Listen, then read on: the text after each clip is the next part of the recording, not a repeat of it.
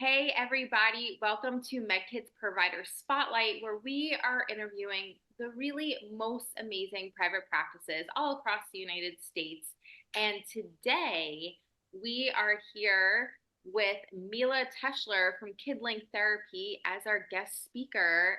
Welcome, Mila. We're so excited to have you. Thank you, Rachel. Thank you for having me. I'm very excited to be here. Yeah, we're excited to hear your story and hear a little bit more about what you do. And so I think we'll just kind of dive into it. Would love to hear, what inspired you to open up your own practice. Well, I have been a practitioner for 23 years now. So it's been a long journey. KidLink is now 10 years old. And the reason that I took on this particular challenge, because running a small business can be challenging, was because I was getting a little saturated with the conventional ways that institutions expect you to do things. So I used to work for a New York City Department of Education because I'm originally from New York.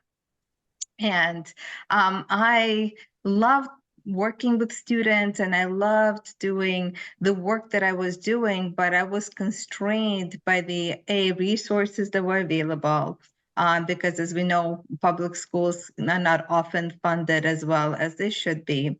Yep. And then I was also felt that the scope of practice was quite limited. So the things that I knew I could do to improve a child's life and their well-being, I wasn't able to access that, partially because the model of care was really geared towards academics and was geared towards school-based therapy, and medical aspects of therapy were not really considered. And the other component of it was there was not a lot of family involvement. Kids go to school and you work with them in school, and there was not a lot of connection with the families and carry over. So my first private practice that I opened up was also in New York. And it was a collaborative practice with a speech therapist and a PT therapist. And that's where we kind of try to breach the gap between, school-based therapy and medical model therapy. And it worked out really well, and I really enjoyed it. But I was still a young clinician, and I had a lot to learn. And I ended up in Massachusetts about, I guess, already 12 years ago, 12 or 13 years ago. Wow. So, yeah. And I started here going into a really like a great sensory integration clinic with a founder who was Jane Kumar. And she was like in every textbook, in every like everywhere. And we just read her articles in school. So I felt so blessed with an opportunity to meet her and to know her, and to work under her, even though it was a brief duration of time. And I was very inspired by her. And the clinic that, unfortunately, she passed away as we were working there. But the thing is that she taught me to look at therapy in a different way.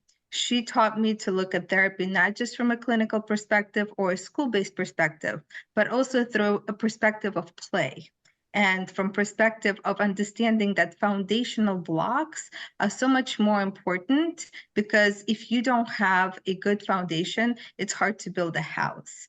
So what I've done in my own private practice, and which is that I took everything that I know Yeah. and I combined it all together. So I took, the idea of sensory integration and those foundational blocks and building upon them as a cornerstone and make that playful, but also, taking into consideration that it's a collaborative approach. So you want to work with families, because that's where carryover happens.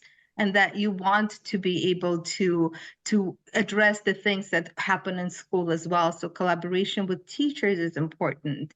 And really, even though play therapy is fun and exciting and joyful, but it also should be functional. So, so at the top of it all, there are like goals and things that kids are working towards in order for them to have a functional outcome. So it's not just a play-based idea, but it's medically, scientifically based. So there's a lot of neuroscience underlying it, and there's a lot of play underlying it, and it's fun for the kids. But at the same time, we're working on functional skills that make the family life significantly easier.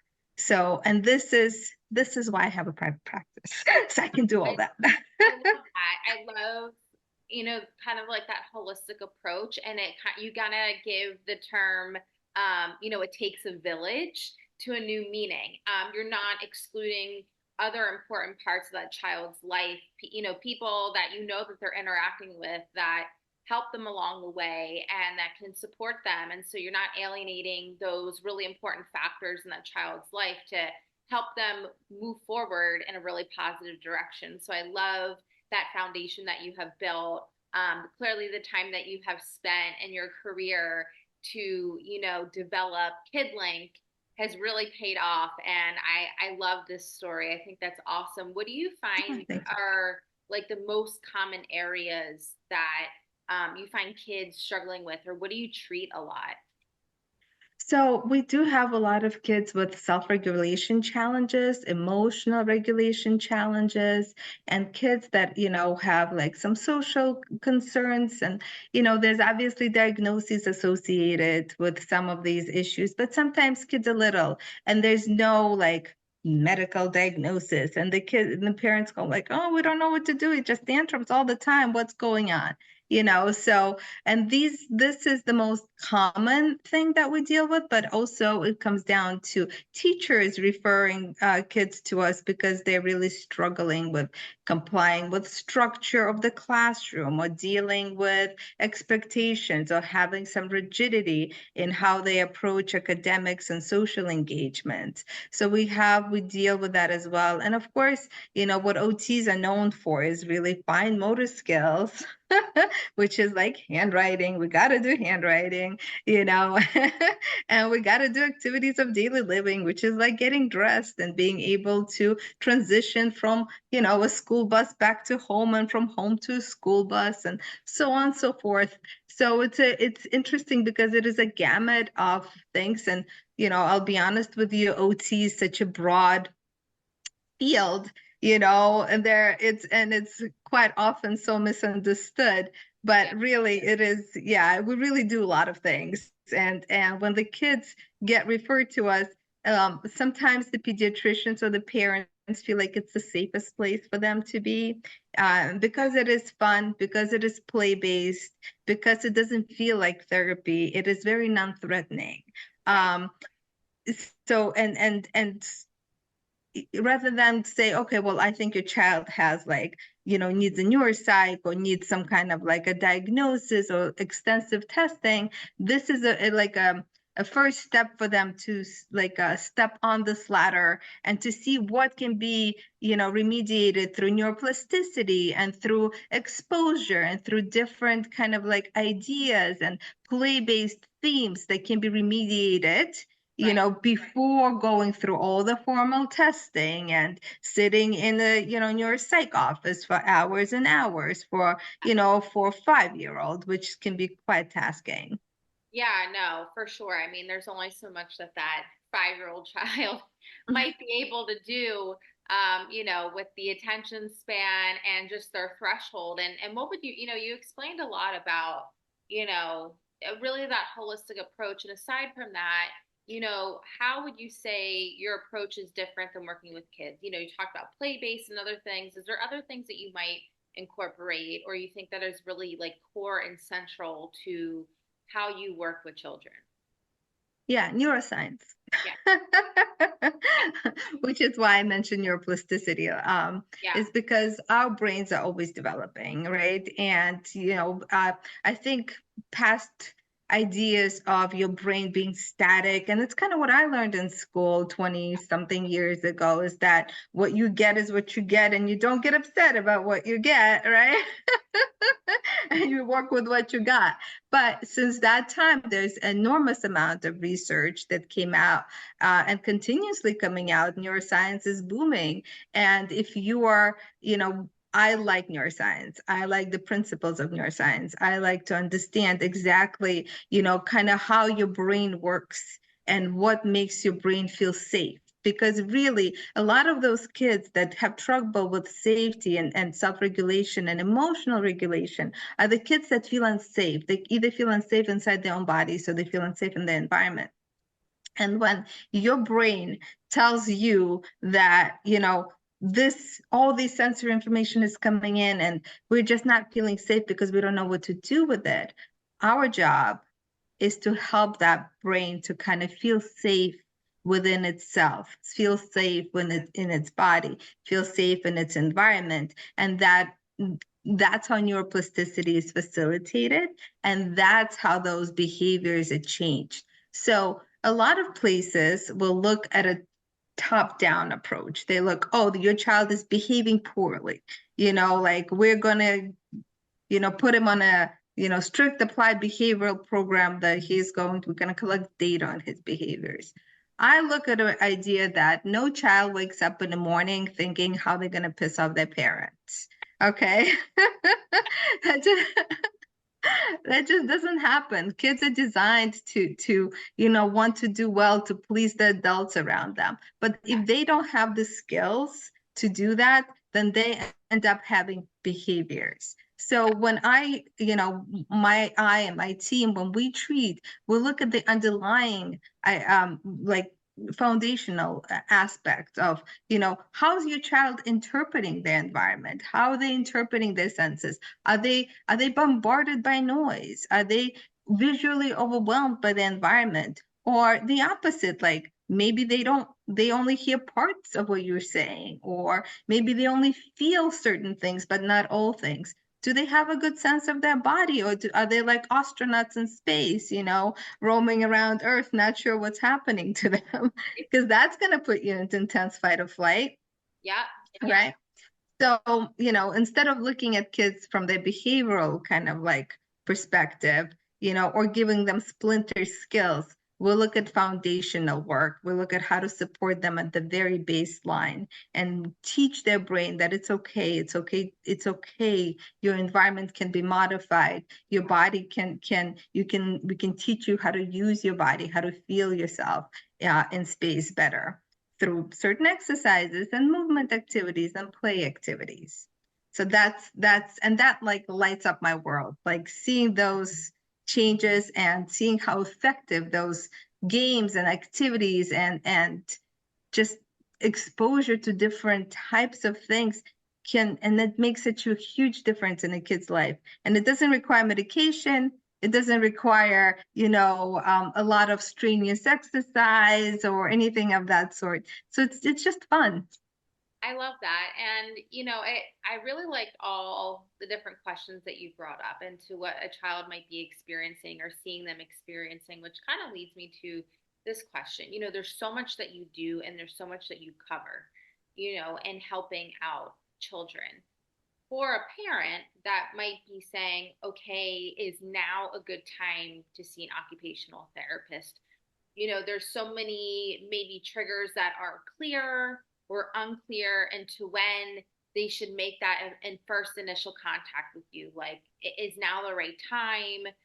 What things am I looking for? Can you maybe go into what are maybe some of the common things and then maybe uncommon things that you might see?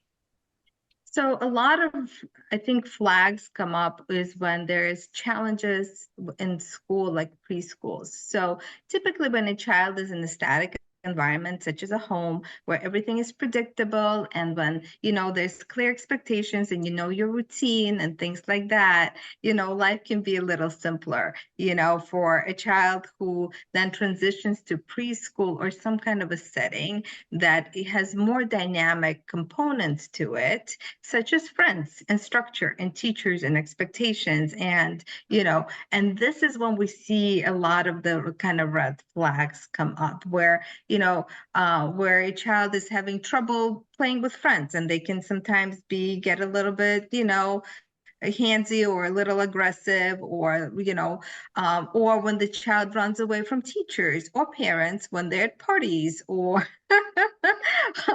or the shopping center, or when we're going grocery shopping, or some kids just can't sit still. And they're like hurricanes all over the house. They beat up their siblings. They destroy. They want to build things out of everything, or not build things, or just throw things around. And the parents don't really know what to do with that so much, because it should, because the idea of cleanup seems like really foreign. So these are some small red flags that can say, this is without having a diagnosis. This is just from a behavioral observations. From a diagnostic perspective, we do have a lot of referrals from neuropsychs and pediatricians where the child is already diagnosed with like autistic spectrum disorder, or ADHD, or dyspraxia or dysgraphia, and these are fine motor skills delays, or some kind of a learning disability, and these are the type of kids that come through those referrals, professional referrals. But in terms of behaviors, from the parents' perspective, before it escalates to that level, these are some of those kind of red flags that, if your kid is having trouble with friends, if your kid is having trouble with structure in school, if you have a really hard time getting them out the door in the morning, or or getting them into the door in the evening, and they're constantly seeking movement and they're not able to get enough of it, or if they change their outfits 17 times before they find that right pants that feel just right, and those right shirts, and you're like, okay, guess what, honey, like the bus left 20 minutes ago, we're super late for school. Those are the types of like parental red flags that come in most common. A lot of times parents wait for it to get normalized or grow out of it, and it can happen because, like I said, neurology is flexible, and neuroplasticity does kick in. But sometimes kids just need a boost. They just need that little boost of something to make it all click. So this is what we do. We give them that boost. I love that.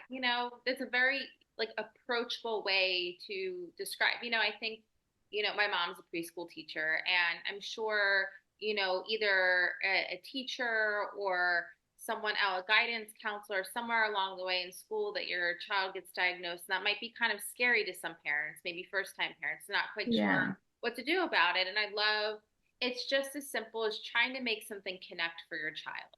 Just give them that boost Yes. that they need so that they're feeling really great, you're feeling really great with them, and so they can go forward in life and be and feel successful. And so I love that you completely debunked and in a whole other fashion that that we're just putting things together, giving your Yeah. child a boost, and it's nothing scary or something to feel shameful about, or here's there also are some signs that you may not even be thinking about, but some small things in daily life that can just help your child. And so Absolutely. And the great thing is that it's not a medical office. It looks like an indoor gym with like really cool swings that you've never seen before, and a trampoline and a ball pit. So so it doesn't, kids like want to be there, they enjoy being there. And it's interesting because when they're ready to graduate, their resistance to coming in starts increasing. And that's I always tell parents, when your kid doesn't want to come here anymore, that is a good time to talk about discharge. Because if their neurological system is saturated with this amount of input, that means they're ready for more, peer related activities that will give them similar sensations and similar input without the therapeutic approach. So like a transition to a gymnastics class or a martial arts class. that's So really, really cool. And speaking about all these different things, I'm sure there are a lot of other misconceptions about what you do and, in your practice, but, and how to deal with the child as well. So can you go over what some of those misconceptions might be? Well, I think the first thing is that we can't fix it all. As much as I want to have a magic wand to be like, okay, let's fix ASD or let's fix ADHD, I don't have the magic wand to do that. And if I did, I'd let you know. But I don't. So even though we do give a lot of support and a lot of information and a lot of, we do change neurology and we support the kids' neurological profiles, we can't fix the diagnosis.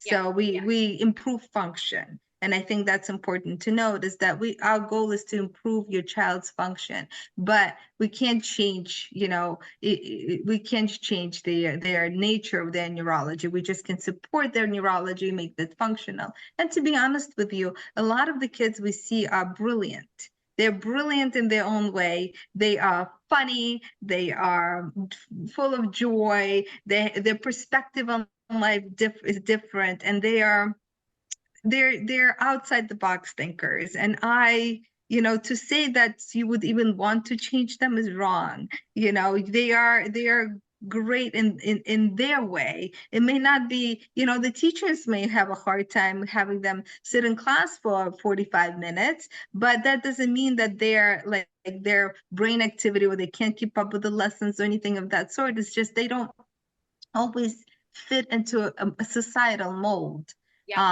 But yeah, that's a whole other topic. Anyway, so that's one misconception. Another misconception is the idea that I hate to even break this up, but the idea that insurance will cover all these things. Okay, like. And it makes me very frustrated, to be honest with you, because parents call and they say, hey, like, can we come in and work with you? And I would say yes. We go through the process, and next question is like, well, I have Aetna or Cigna or Mass Health or whatever. Do you accept those insurances? And the unfortunate reality is that I don't. And I don't because insurance covers strictly medical-based models of care. So if you broke your arm, or if you have some really like diagnosis, like very specific diagnosis that requires you to work on fine motor skills or dexterity or things of that sort, then it's great because you can go to big hospitals like Spalding and Boston Children's Hospital, and then you can get very strictly medically based services there. Yeah. In my practice, because of the way we approach care and because how much sensory integration is not really recognized by DSM-5, it's only like a small portion on the ASD diagnosis that type of treatment is kind of even like tolerated. We can't bill insurances for what we do. We can't bill insurances for helping your child reach a functional level of arousal, because a level of arousal is like a trigger word for insurances. And so so there's a lot of nuances. And what ends up happening is that unfortunately, if we're to stick with just a medical based model and just accept insurances, which in some ways would make it easier, just because everybody pretty much has some kind of insurance, or but the type of care that we'll be able to provide would be quite limited, because it would be determined by your insurance plan rather than what your child needs. And my goal is to give you and your family what you need, not what your insurance is happy to pay for. So, that's frustrating to me, because in my ideal world, I wouldn't have to deal with that type of problem and would be able to help as many people as possible. But, on the other hand, kind of, this is where the world we live in, and that's how it is. the Sense. Truly yeah, does. so It makes a ton of sense. it's unfortunate, but it does. Yeah. But there's a loophole around it. So I'm Mila working on a knows. loop. Mila I'm knows. working on a loophole, and the loophole is that we are bringing a nonprofit organization into Massachusetts called TheraYouth, and they help you, all kids, no matter what your insurance coverage, to get the services that they need. So I am very happy to be on the board of advisors for that nonprofit. So I'm hopefully we'll be able to bring it to Massachusetts. It started in New Jersey, and the goal is to bring it to Massachusetts within a year or two. So Yeah, that's amazing. Congratulations, by the way. That's thank you. fantastic. But you bring up a really important part of what private practices go through. And this is why, we do these interviews, and it's to bring to light some of these things that are difficult to talk about, a lot of things that are misconceptions, and a lot of things that are not widely understood. But I think you said it in the best possible way for anyone to understand is like, do you want to be limited by insurance? I have a path forward for you.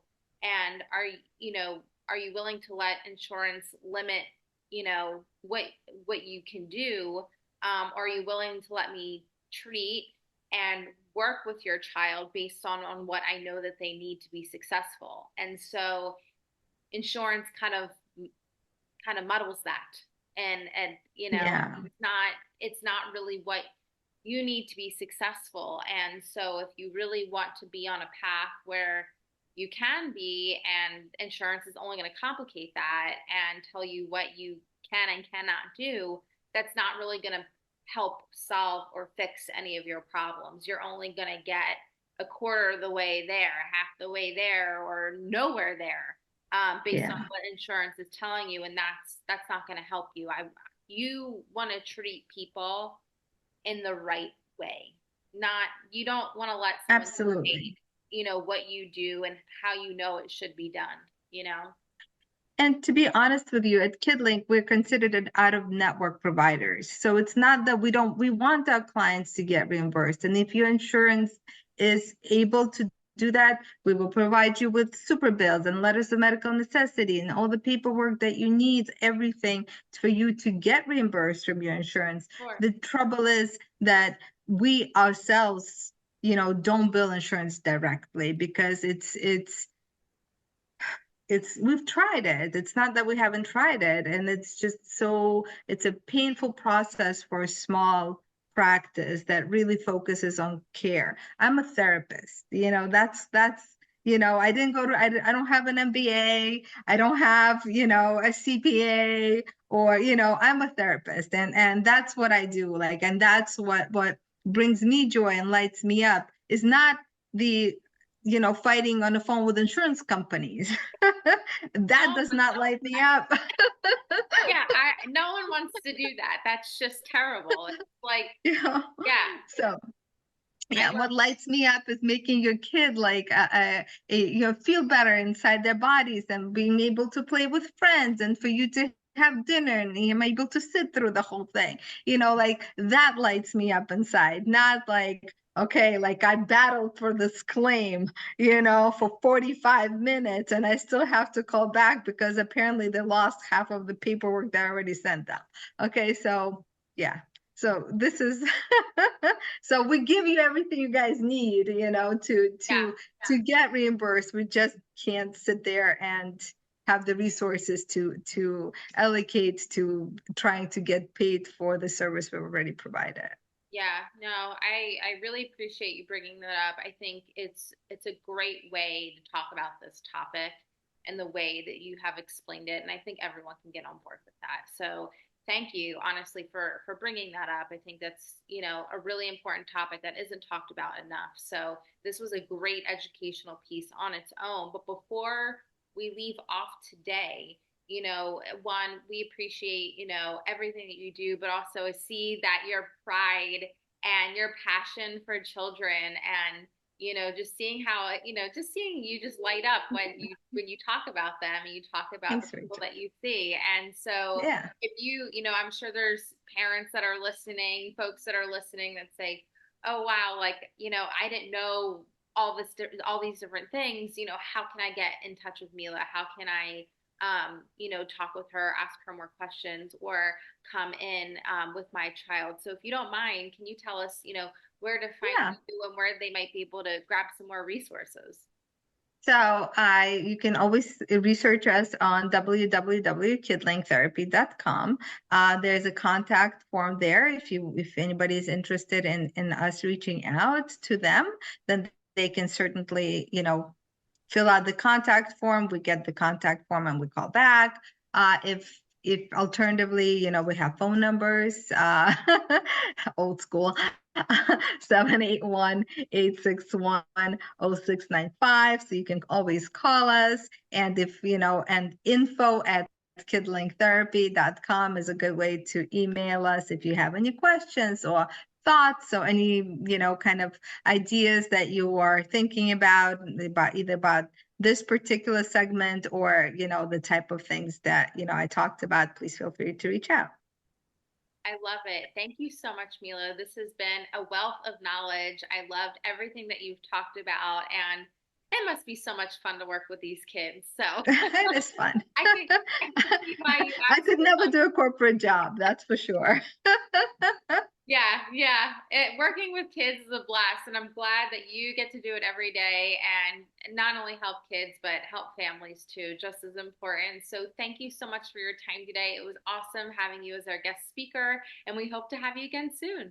Thank you, Rachel. Thank you for having me. I really had fun. Thank you. Thanks.